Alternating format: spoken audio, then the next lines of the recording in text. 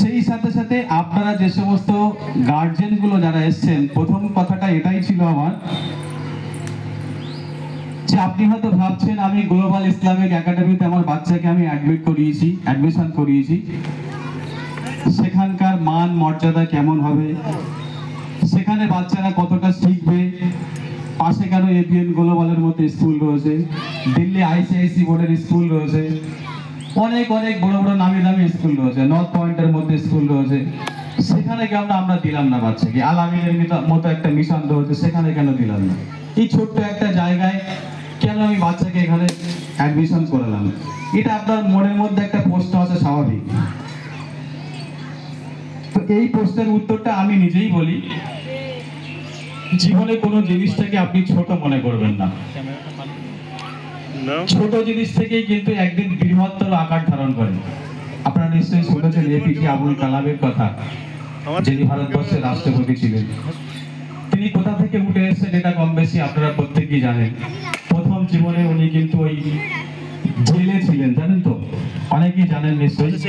আবার উনি বিভিন্ন, খুব বেশি হলে 4 থেকে 5 ঘন্টা, বাকি টাইমটা আপনি মা এবং আপনি বাবা। আপনি যখন বাড়িতে থাকেন, বাবারা হয়তো কর্মসূত্রের জন্য বেরিয়ে যায়, বিশেষ করে মায়ের অগ্রাধিকারটা অনেক। আপনি যখন মা হিসাবে বাড়িতে রয়েছেন, সেই সমস্ত বাচ্চাদেরকে গাইড করার দায়িত্ব কিন্তু আপনার।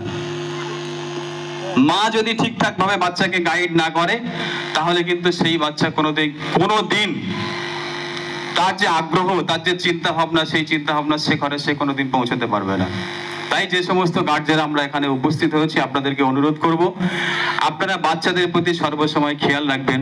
আর যারা টিচার আমরা এখানে রয়েছি, একজন টিচার যিনি হয়, তার কতটা দায়িত্ব থাকে সেটা আমি একটা প্রতিষ্ঠানের সঙ্গে যুক্ত থেকে আমি বুঝতে পারছি। একজন বাচ্চা যখন সে স্কুলে আসে, আপনি ছেড়ে দিয়ে চলে যান, আপনি মাসে হার্ডলি কত 200 টাকা, 300 টাকা, 500 টাকা, খুব বেশি হলে 1000 টাকা আপনি স্যালারি দেন মাসে। তাও অনেক অনেক গার্জেনদের 3 মাস 4 মাস করে বাকি থাকে। কিন্তু সে যখন স্কুলে আসে, তার বাচ্চার যদি কিছু হয়, যদি ছোট্ট কিঞ্চিত পরিমাণ কিছু হয়, তাহলে কিন্তু সমস্ত লায়াবিলিটি তার শিক্ষকদের উপরে বর্তায়। আপনি নিজে বাচ্চাকে যখন বাড়িতে রাখবেন, আপনার বাচ্চা কোনো না কোনো সমস্যা হতে পারে, সেই সমস্যা আপনি মানিয়ে নিচ্ছেন। একজন শিক্ষক বা শিক্ষিকার কাছে যখন বাচ্চাটা থাকছে, একটা স্কুলের মধ্যে যখন থাকছে, সেই বাচ্চার কোনো না কোনো সমস্যা যখন হবে, তার জন্য পুরোপুরি স্কুলও দায়ী নয়। মাথায় রাখতে হবে, একে অপরের কোঅপারেট ছাড়া কোনোদিন একটা শিক্ষা প্রতিষ্ঠান চলতে পারে না। আপনি যদি কোঅপারেট করেন, আপনার প্রতিষ্ঠান যদি কোঅপারেট করে, দেখবেন আপনার বাচ্চা নিশ্চয়ই একদিন সাকসেসফুল হবে। আল্লাহ যদি চায়, নিশ্চয়ই এই ইসলামিক গ্লোবাল একাডেমি থেকে একদিন একটা WBCS অফিসার আপনারাও দেখতে পাবেন। এই ইসলামিক একাডেমি থেকে একদিন একজন IPS অফিসারকে আপনি দেখতে পাবেন।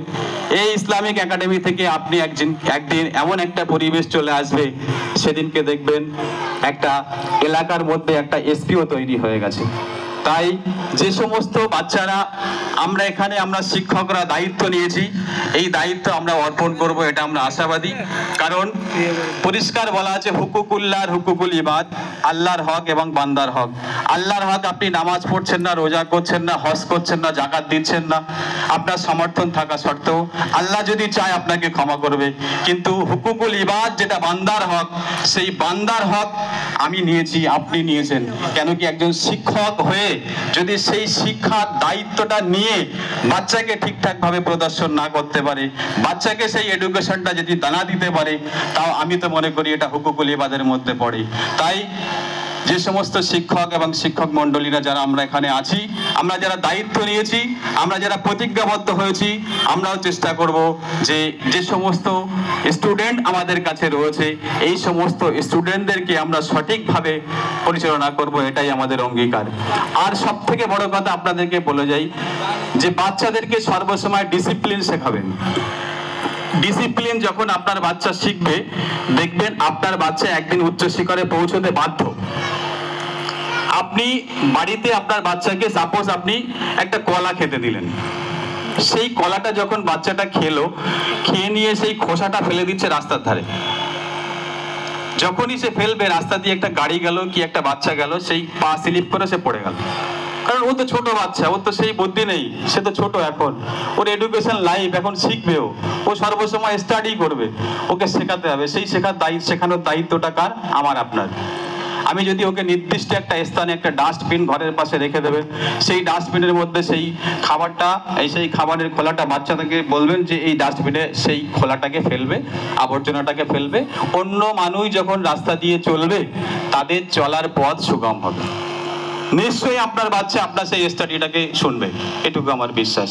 তাই এলাকার যে সমস্ত আপামর জনসাধারণ আমরা যারা এখানে আছি, প্রত্যেকেই দায়িত্ববদ্ধ যে ইসলামিক গ্লোবাল একাডেমির যে প্রতিষ্ঠান যে তৈরি হয়েছে মাওলানা রেজাউল করিম সাহেব সহ এলাকার যে সমস্ত মানুষ যারা দায়িত্ব নিয়েছেন, হাফেজ আনিসুদ্দিন সহ এলাকার যে সমস্ত শিক্ষক মণ্ডলী, যারা শিক্ষাপ্রেমী মানুষ যারা এই প্রতিষ্ঠানের দায়িত্ব নিয়েছে, সকলের কাছে আমার অনুরোধ জানাচ্ছি যে আপনারা সহযোগিতা করবেন।